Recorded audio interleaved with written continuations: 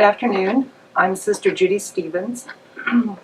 During this past year, St. Joseph Ministry Fund approved a grant to the Central Santa Catalina Women's Cooperative to provide snacks and breakfast for children that they serve in Juarez, Mexico, for about 140 students. Some come for the pre-kindergarten and kindergarten program, and then students come after school for working with tutors in their after-school program. They have computers and it's all and a library. It's all set up. I want to tell you a little bit about Centro Santa Catalina. It's a cooperative for women. It was started by the Dominican Sisters of Peace about 22 years ago.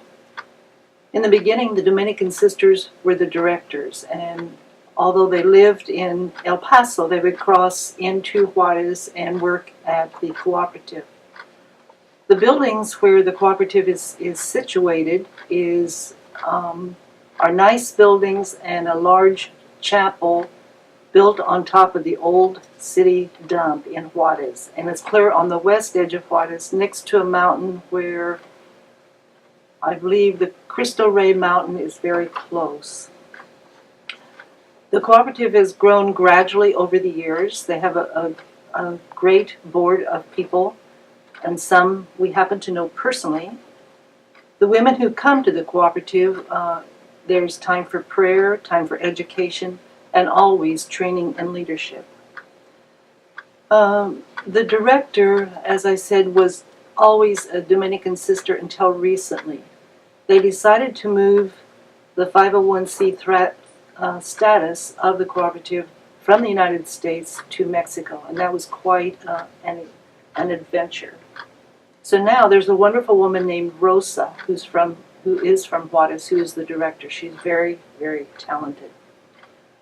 One of the most exciting parts of the cooperative is the sewing co-op. There are about 30 women who, when you come into the room, they are all at sewing machines doing different pieces of the work. And then after they have made the tablecloths, the napkins, the shawls, the over-the-shoulder bags, the phone carrying bags, all kinds of artisania, the Dominican Sisters will bring that into the United States and market it. And then all of the money goes back to these 30 women, and they're getting about an average of $160 a piece for the work that they have done every month, which is a great help for their lives. If they were working in one of the factories there, it would be much, much less. So I'm going to show you some of the pieces. This is one of my very favorite. And we watched women do the tasseling at the end and sewing the seams. This is another very wide runner that I like very much. Every year for the border experience, when it was safe to go into Juarez, we would visit the co-op. And one year when we went, they were making thousands of these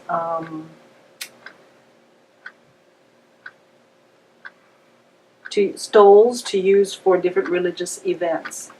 And the person who had ordered them was a priest giving a workshop in Albuquerque, Father Richard Rohr, and he had requested many of them. So the women of the cooperative are very grateful for the grant that they have received. They've received grants other years also. This group, the people in the board write the requests for grants, and they approach other foundations and congregations for help as well as ours. So thank you very much.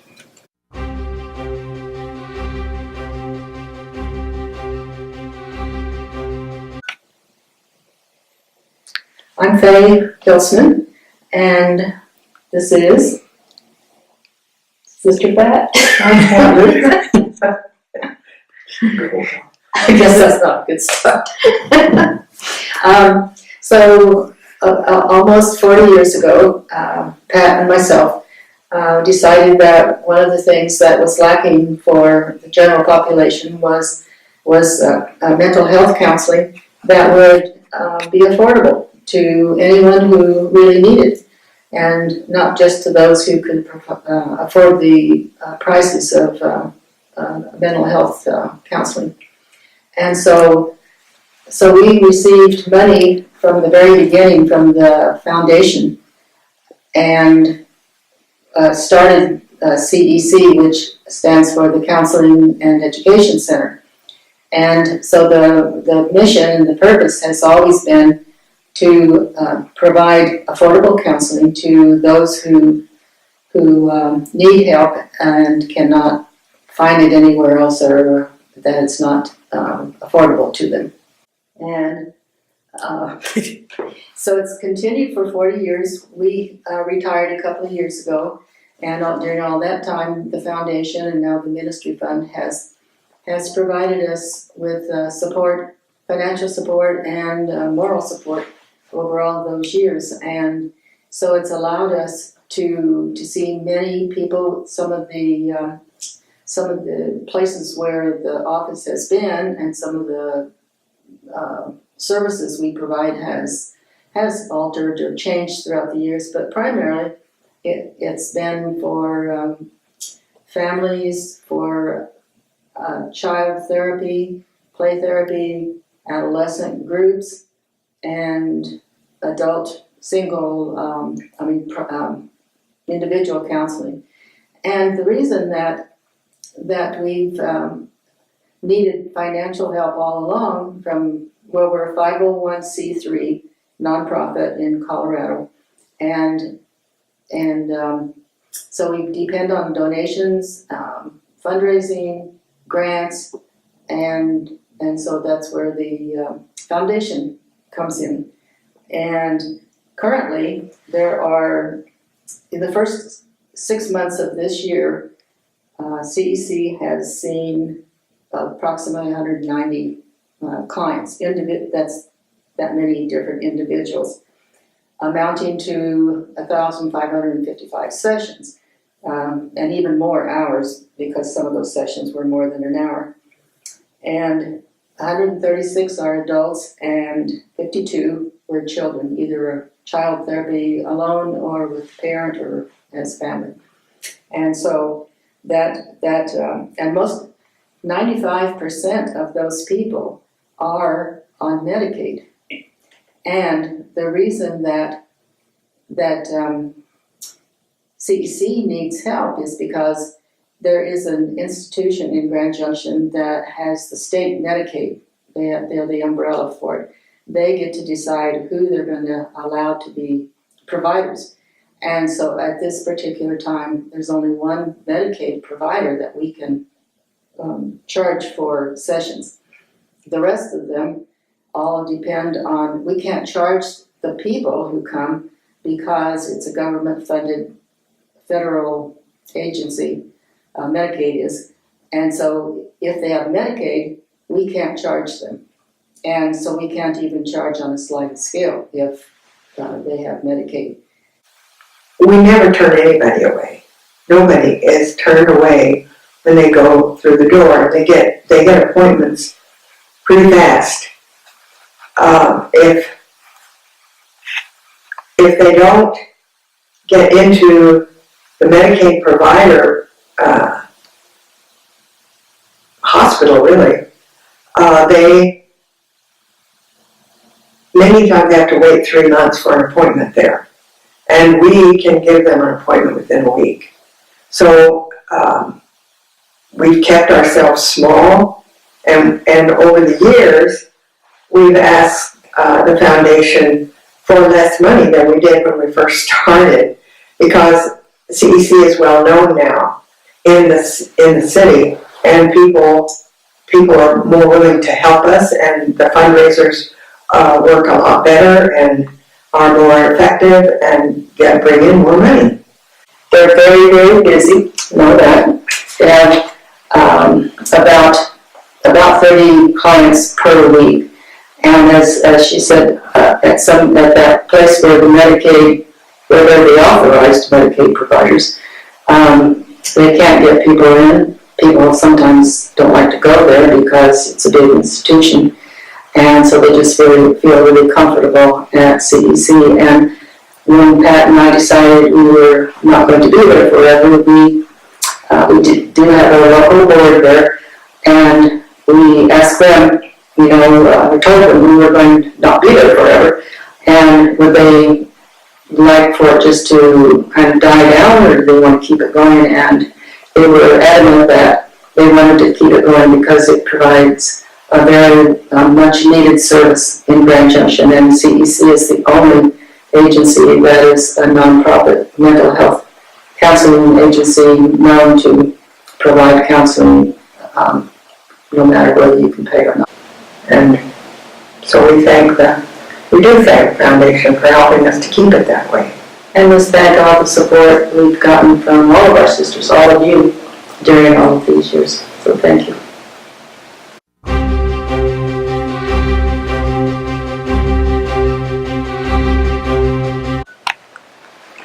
Hi, I am Denise Schmitz, CSJ, Margaret's sister, and I'm a part of the Norton Community Garden in Norton, Kansas. In 2012, I had a dream, and in that dream, God put it on my heart that I need to feed the people. And I wasn't quite sure how to do all that. So we worked at different ways of thinking of how we could do that, and then due to time confinement, I didn't pick that project back up until 2017. And a group of people came together and said, we would like to have a community garden. A twofold purpose, actually. One, to have an opportunity for those people who had no space to plant a garden, and one, to plant a garden and give back to the community in a way that we saw was necessary. We did a lot of work, did up our mission statement, started looking around for startup funds, and we applied to the St. Joseph's Ministry Foundation to ask for help in getting it started because we virtually had nothing other than the raised beds. So we applied, and they were generous enough to give us the grant. And with that grant money, we bought all the things that we need to use in the garden, from hose to barrels to the lawnmower, all those things that are needed to help you garden. We had 9 people that actually ended up with raised beds, and they planted what they wanted to plant. They were responsible for taking care of those. And then we had an in-ground garden, which is what we planted for the community. And we planted butternut squash, and acorn squash, and watermelon, cantaloupe, tomatoes, and pumpkins. And not being a well-rounded gardener, we planted way too much of everything. We planted 10 mounds of pumpkins and 10 mounds of cantaloupe and 10 mounds of watermelon, and you guessed it, on the squash too. And when things started growing, boy, did it take off. God was very generous this year with the bountiful rains that we had, so our garden grew rapidly. We harvested the squash and the pumpkins and the watermelon and the cantaloupe. The cantaloupe and the watermelon we took to God's Pantry, which is our food bank, and they were most appreciative, and the people who received them were very generous in their praise and thanks for giving that produce to them. We took, we had cherry tomatoes that I had planted because I can't eat them now, and I had 15 varieties.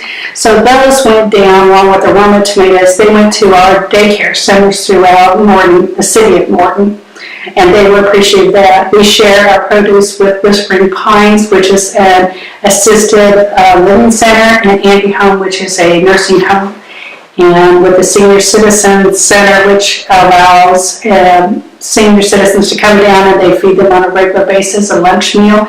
And we've had our produce there, and they were able to take some home for their personal use. Without the ministry's grant to us, we would not have been able to complete the Norton Community Garden. The real name of our garden is Norton Community Coalition Garden, but I just call it our community garden.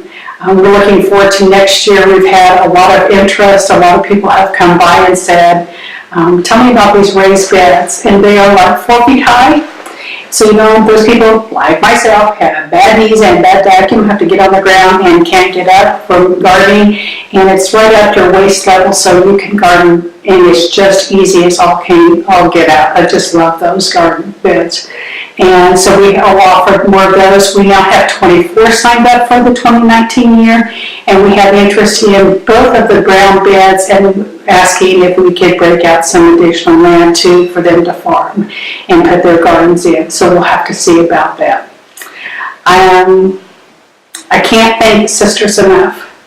Your generosity to allow us out in western Kansas to have this garden, to be able to give back to the Norton community, and to allow people from the ages of 49 to 85 be able to have a place to garden has just been awesome. It is such a blessing, and without their money, truly, we would not have ever had a community garden. I hope this continues to grow, and we have to get a larger piece of ground in 5 years to accommodate everyone. Thank you again for your generosity. It is greatly appreciated.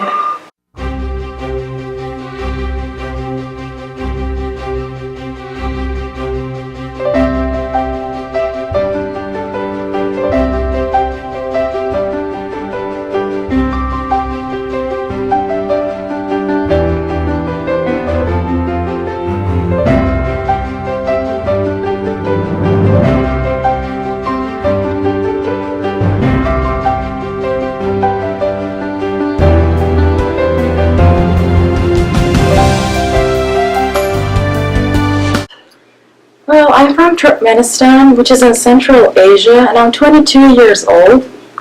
And I'm a student in Delta State University, Mississippi.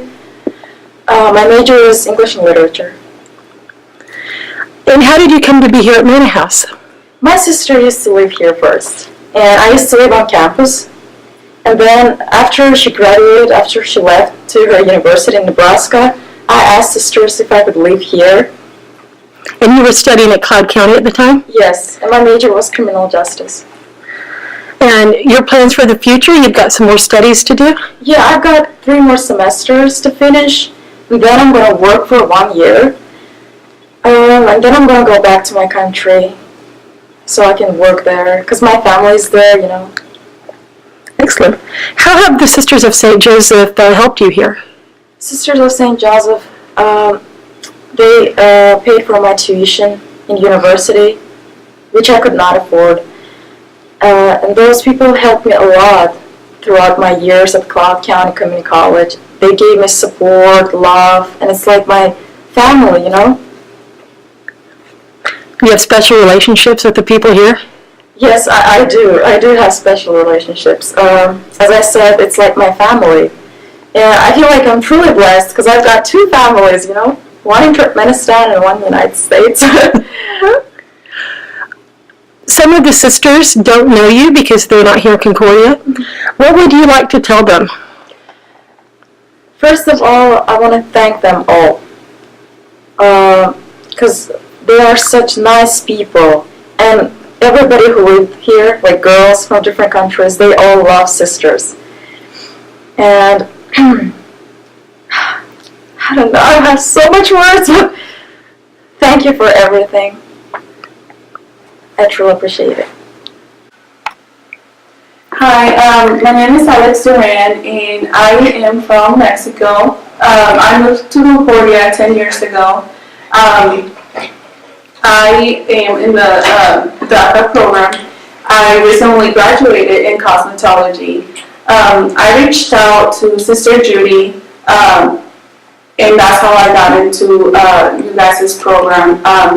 Right now, I am working as a cosmetologist at Ulta, and honestly, it's the best thing that, best decision I have ever made. They helped me with half of my schooling, and here I am. So it has done a lot for me. I was working 3 jobs, at a time, and going to school had opened many, many doors. So I am so glad I reached out to Sister Judy for this.